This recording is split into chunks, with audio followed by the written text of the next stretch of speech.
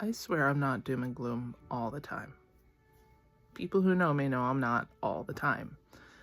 In our current frickin' climate, I feel it is better to draw attention to it than to not. To sit around and pretend like everything's fine. Go spend all your money on that vacation. Yep, nope, you're definitely gonna make more in the near future and food's not gonna double in cost. Go for it.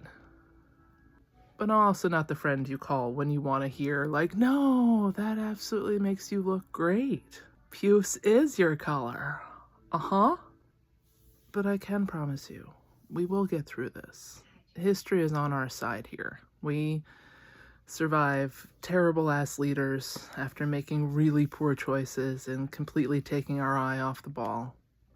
We do survive, and we tend to learn a lesson. This lesson only held out about 80 years, so let's hope future generations get a little bit more legroom out of that one than we did. But I think it's helping clarify for people like what's important. People are not freaking out that they don't have this season's swimsuit. They are checking in their family, they are making plans, they are watching their pennies, which, we will no longer be using. Maybe this is a good opportunity to reset. People who thought they were going to die coming off the Kellogg's boycott, who then were like, oh, homemade waffles taste better and are cheaper. And I get to spend time with my grandkids doing it, so it's so much better. The very people who were like, oh my god, I could never switch their kids' cracker brand to the Aldi knockoff Goldfish. Kids actually liked it better. I'm not saying what's coming isn't going to be horrible, but maybe it'll help us regrow community and connection. Part of what I really like about Blue Sky is it seems to bring people together in conversation more than on TikTok.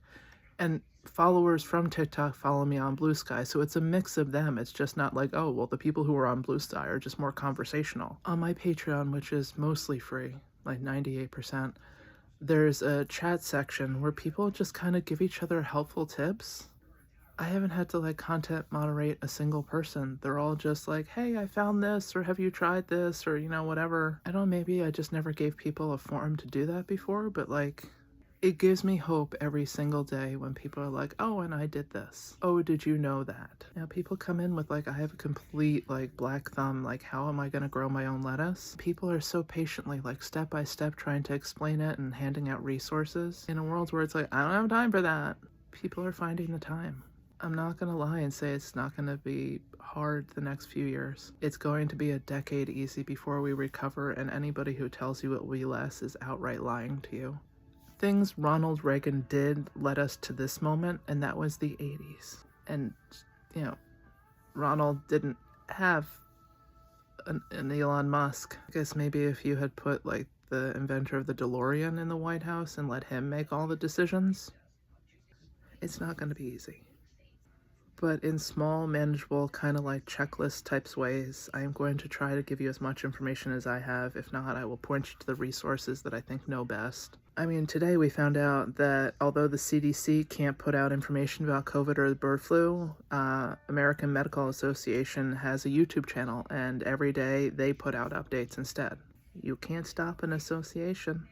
Even if they do, I'm hoping some other country just picks it up and is like, hey, we got your data for you, don't worry.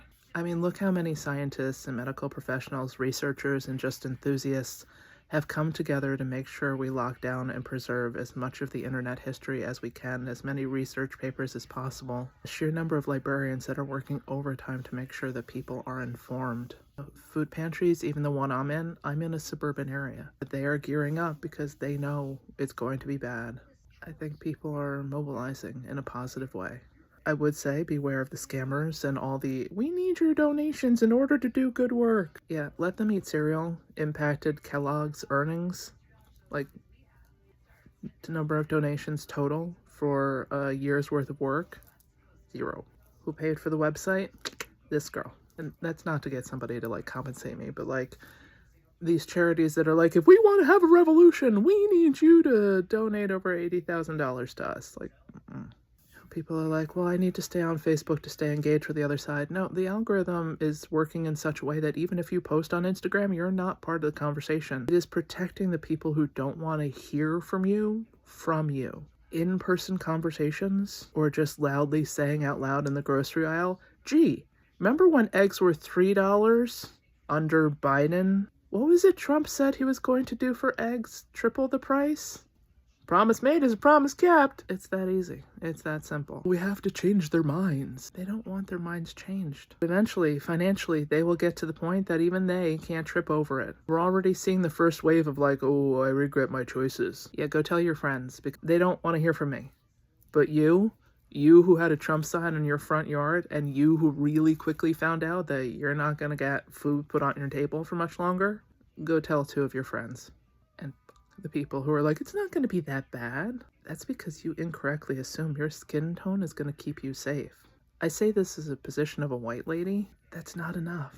You're further towards the back of the line, but you're still in the line. It's not the good line.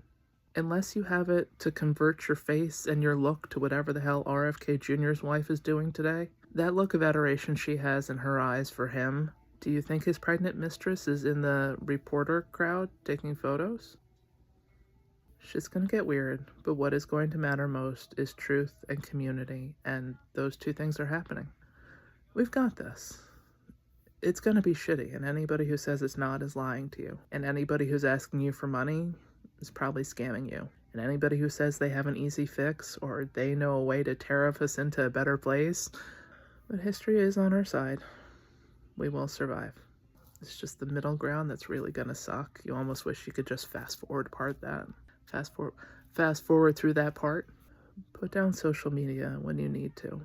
Touch grass, read a book, pet your dog, whatever it is. It's okay to be mad and sad and feel 50 emotions at a time. It's been 4 weeks and it feels like eternity. I seriously wish we could bring back Mr. Rogers right now for just a couple. Like, it's okay to feel the feelings that you're feeling. We're gonna get through this.